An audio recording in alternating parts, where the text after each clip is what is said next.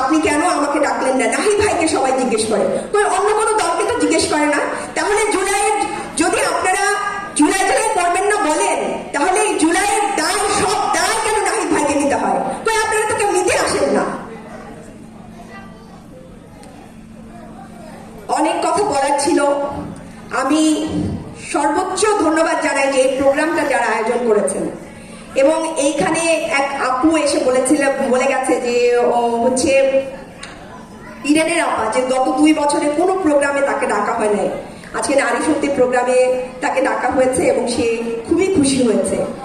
আমি এই প্রোগ্রামের আয়োজক যারা ছিলেন, দাওয়াতের দায়িত্বে যারা ছিলেন, এবং আমি তখন আশিফাকে ডেকে জিজ্ঞেস করলাম যে আশিফা ওই মেয়েটাকে কে ডেকেছে? তো ও বললো যে আপা আমি ওর নাম্বার দিয়েছিলাম।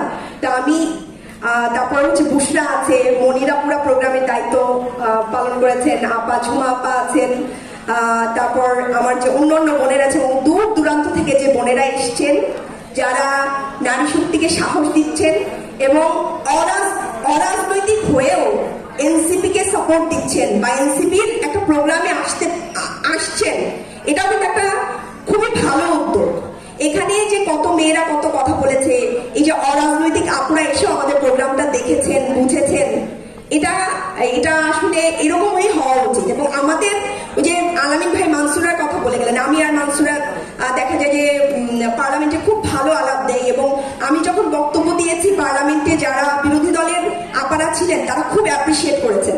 তো এই নারী হিসেবে, মেয়ে হিসেবে আমাদের দুঃখটা কিন্তু সরকার দল বিরোধী দলের পুরুষরা বুঝবে না। ওই জায়গায় আমাদের সব মেয়েদেরকে এক হইতে হবে। তো এই এক হওয়ার জন্য প্রত্যেকটা মেয়েদেরকেই আমি বলবো যে রাজনীতির বাইরে থাকেন, রাজনীতিতে থাকেন, এই নারীদের জন্য, নারীদের অধিকারের জন্য আপনারা যে কোনো আমাদের যে কোনো ভালো কাজকে বা যে কোনো ভালো উদ্যোগকে আপনারা সমর্থন করেন। এর জন্য আপনাকে এনসিপিকেই সমর্থন করতে হবে, নারী শক্তিকেই সমর্থন করতে হবে, বিষয়টা এরকম না।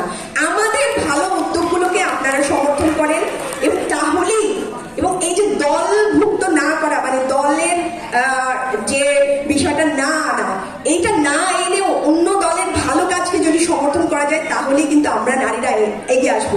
দেখবেন যে অনেক সময় হয় এরকম যে আমরা স্ল্যাট শেমিং শিকার হই, অন্য একটা দলের মেয়েরাও স্ল্যাট শেমিং শিকার হয়, যেই দলের সেই দল থেকেই সেই মেয়েটাকে সাপোর্ট দেওয়া হয়, অন্য দলের কেউ কিন্তু দেয় না। তো এই জায়গা থেকেও আমাদের উঠে আসতে হবে। আমাদের সকল মেয়েদের, আমি আজকে খুব আশা করছিলাম, সীমার সাথে আমি একটা প্রোগ্রামে গিয়েছিলাম, তো সবাই তখন খুব হাসাহাসি করছিল যে মিতু আপু একদিকে, সীমা একদিকে। তো আমি আজকে খুব আশা করছিলাম যে আমাদের সব দিকের বোনেরা এসে আমাদের সব প্রোগ্রামগুলোতে আসুক, আমরাও তাদের প্রোগ্রামগুলোতে যাই, এরকম একটা কোঅপারেটিভ একটা মানে সিচুয়েশন হোক, একটা সমাজ হোক, একটা পরিবেশ তৈরি হোক যেখানে আমরা সব ধরনের মেয়েদের জন্য কথা বলতে পারি, সব মেয়েদেরকে নিয়ে কথা বলতে পারি। তো সবাইকে অনেক ধন্যবাদ, আপনারা কষ্ট করে এসছেন, এবং কেউ মনের মধ্যে কোনো ক্ষোভ রাগ না রেখে আপনি পথ চলেন, এবং আপনার পাশের নারীটিকে, নারীর হাত আপনি ধরেন।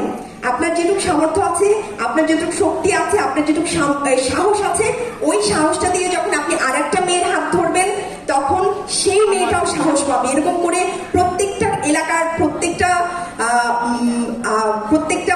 দেশের প্রত্যেকটা মানুষ ওই সাহসটা বিস্তৃত হবে। এইভাবে আমরা নারীদেরকে আমরা উঠিয়ে নিয়ে আসতে পারবো, এবং পার্লামেন্টে আমাদের অর্ধেকেরও বেশি সিট তখন নারীদের হয়ে উঠবে ইনশাল্লাহ। আপনাদের প্রতি সেই